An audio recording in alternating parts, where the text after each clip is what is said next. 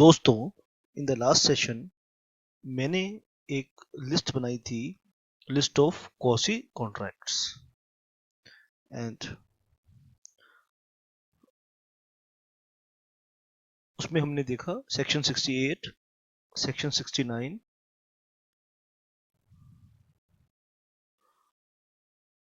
Section 70, section 71 and section 72। इसमें हम section 70 तक तो कर चुके थे और दो सेक्शन हमारे बचे हुए हैं इसके अंदर। आइए पहले उन्हें खत्म कर लेते हैं और फिर आगे बढ़ते हैं। चलिए, तो सबसे पहले सेक्शन 71 करेंगे।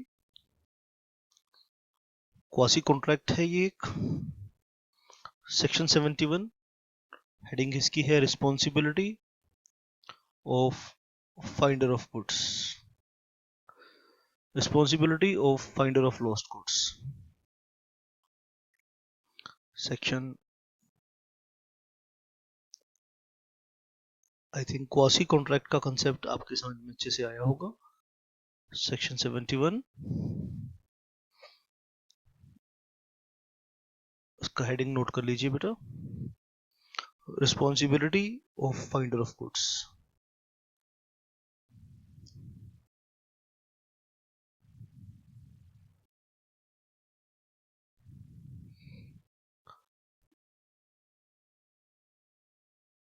responsibility of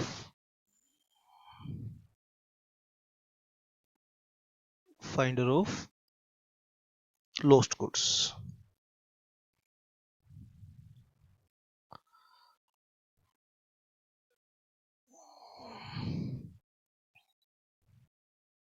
This is a quasi contract.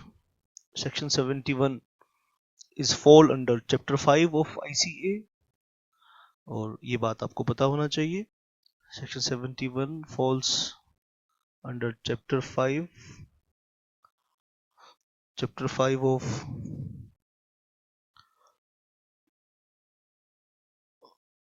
Indian Contract Act 1872 and which provides for the quasi contracts। 5 section है दोस्तों इस चैप्टर के अंदर। चैप्टर 5 के अंदर 5 सेक्शंस हैं और 5 सेक्शन में से सेक्शन 71 जो 5 सेक्शंस हैं उसमें से सेक्शन 71 अभी इस वीडियो में मैं आपके साथ डिस्कस कर रहा हूं।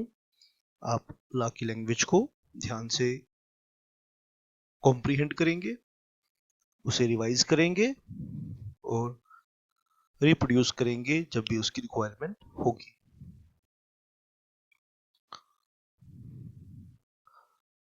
A person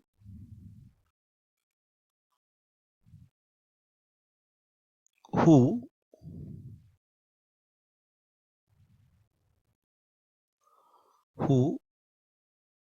finds goods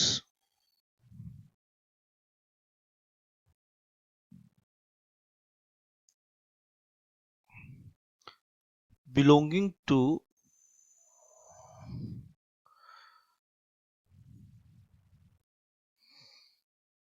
another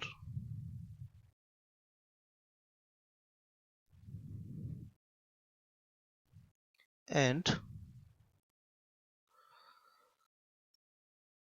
takes them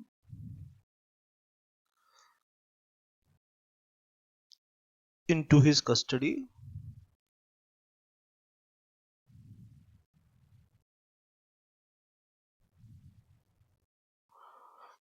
बहुत ध्यान से आपने बात को समझना है।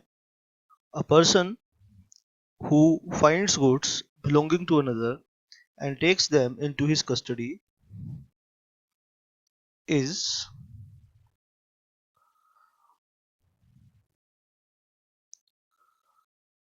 subject to the same responsibility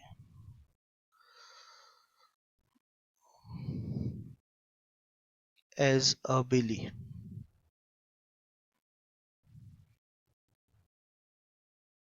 अब यहाँ पे बेली का मतलब क्या है? बेली का मतलब यहाँ पे हमें सीखना है हु इज बेली। वैसे इसके लिए कॉन्ट्रैक्ट ऑफ बेलमेंट हम करेंगे, तो टेक्निकल मीनिंग तो मैं बेली का आपको लेटर ऑन बाद में बताऊंगा। बेली का यहाँ टेक्निकल मीनिंग क्या है?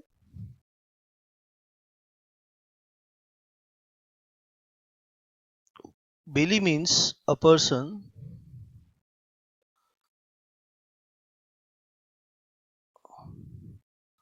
who has possession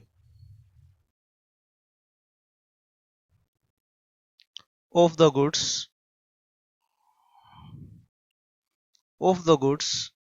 of another person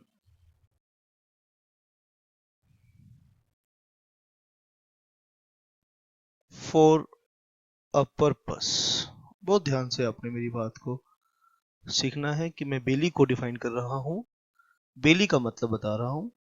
कहते हैं फाइंडर ऑफ गुड्स की सेम रिस्पॉन्सिबिलिटी है जो बेली की होती है। बेली कौन होता है? Bailee means a person who has possession of the goods of another person for a purpose,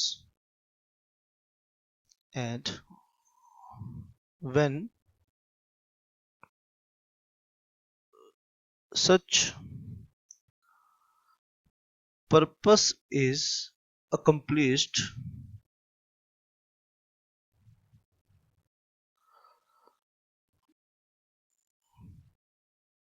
then Bailey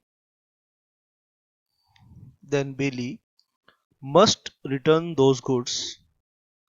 Bailey must return those goods to the, and when such purpose is accomplished, then Bailey must return those goods to the owner। अब finder of goods, आपकी कोई चीज गुम हो गई है, मान लीजिए बेटा ए है, एक पर्सन है, उसका कोई फोन गुम हो गया है और बी इज द फाइंडर। तो सेक्शन 71 कहता है, सेक्शन 71 कहता है A has rights against B, rights against B which could be enforced, could be enforced मतलब बोले तो इनके बीच में एक रिलेशनशिप है जिसे हम क्वासी कॉन्ट्रैक्ट कह सकते हैं। तो सेक्शन 71 आपकी समझ में आया होगा बेटा। चलिए इस सीरीज का लास्ट सेक्शन करते हैं, सेक्शन 72। लिस्ट में से आप निकाल लीजिए सेक्शन 72 और टिक मार्क कर लीजिए। आइए उसकी हेडिंग पढ़ते हैं। आपने जो लिस्ट बनाई होगी उस लिस्ट को निकाल लीजिए। हेडिंग दोबारा नहीं लिखूंगा मैं यहाँ पर, हेडिंग जो पहले लिस्ट बना चुके हैं। Liability of a person to whom money is paid or thing delivered by mistake or under coercion. तो कोर्शन का मतलब क्या है, ठीक है। और पहले सेक्शन की लैंग्वेज को लिखते हैं, फिर मैं आपको समझाता हूं कि ये सेक्शन क्या है। A person to home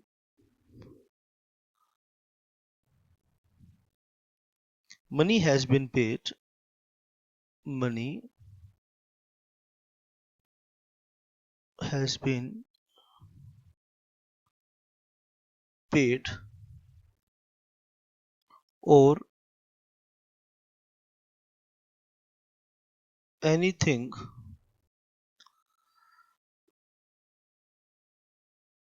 delivered by mistake or coercion, coercion मतलब physical violence, coercion, must repay or return it. Coercion मतलब क्या है बेटा? कोर्शन मतलब फिजिकल वायलेंस। ए ने बी से, ठीक है, ए got something, A got something from B, ठीक है बेटा, A got something from B, लेकिन B की मर्जी से नहीं लिया, जो कुछ लिया A ने वो B की मर्जी से नहीं लिया। वो समथिंग क्या हो सकता है बेटा? ठीक है, या तो वो B ने गलती से दे दिया A को, मिस्टेक से दिया गया वो सामान। B got something from B either under mistake or under coercion। तो coercion का मतलब यहां पे क्या लेना है बेटा? Physical violence. Physical violence. तो बी ए से वो चीज वापस ले सकता है, बी अपनी पैसे को या अपनी उस चीज को वापस ले सकता है ए से। That is section 72। बेटा अब यहां पर मैं आपको बता दूं कि हमने अभी पिछले कुछ सेशंस में क्या सीखा? Classification of contract. तो यहां पर क्लासिफिकेशन ऑफ कॉन्ट्रैक्ट खत्म होता है। अब यहां पे मैं आपके साथ कुछ और कंसेप्ट्स डिस्कस करूंगा। सेक्शन 2A का जो कंसेप्ट मैंने ऑलरेडी डिस्कस कर चुका हूं ऑफर का, उसे थोड़ा सा इन डेप्थ और लेकर जाऊंगा, फिर एक्सेप्टेंस को हम इन डेप्थ पढ़ेंगे। अब क्लासिफिकेशन ऑफ कॉन्ट्रैक्ट को मैंने 3 पार्ट पे आपके साथ डिस्कस किया है। पहला पार्ट इसका डिस्कस किया है बेटा मैंने आपके साथ, दूसरा पार्ट डिस्कस किया है और तीसरा पार्ट डिस्कस किया है मैंने आपके साथ। परफॉर्मेंस एग्जीक्यूशन के बेस पर कॉन्ट्रैक्ट्स डिस्कस किए हैं। मैंने आपके साथ वैलिडिटी या कह लीजिए एनफोर्सिबिलिटी के पॉइंट से डिफरेंट टाइप से कॉन्ट्रैक्ट डिस्कस किए हैं। और मैंने आपके साथ फॉर्मेशन या आप कह सकते हैं क्रिएशन के बेसिस पर डिफरेंट कॉन्ट्रैक्ट्स डिस्कस किए हैं।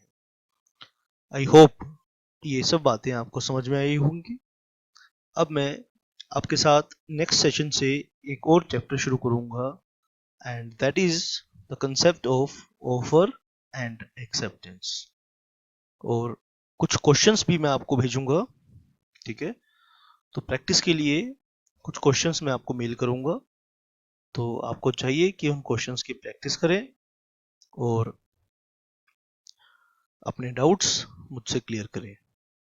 उस समय समय पर मुझे फीडबैक देते रहिए, ताकि मैं अपनी क्लासेस में जो चीज़ आपको अच्छी लगती है वो भी बताइए, और जो चीज़ अच्छी नहीं लगती वो भी बताइए, ताकि हम उसके अंदर इम्प्रूवमेंट कर सकें। Thanks a lot for this, for watching, and God bless you. And remember my number 9818050252। और अगर आप मेरी क्लासेस को रिकमेंड करते हैं अपने फ्रेंड्स को, तो उसके लिए मैं आपका बहुत आभारी रहूंगा। Thank you very much.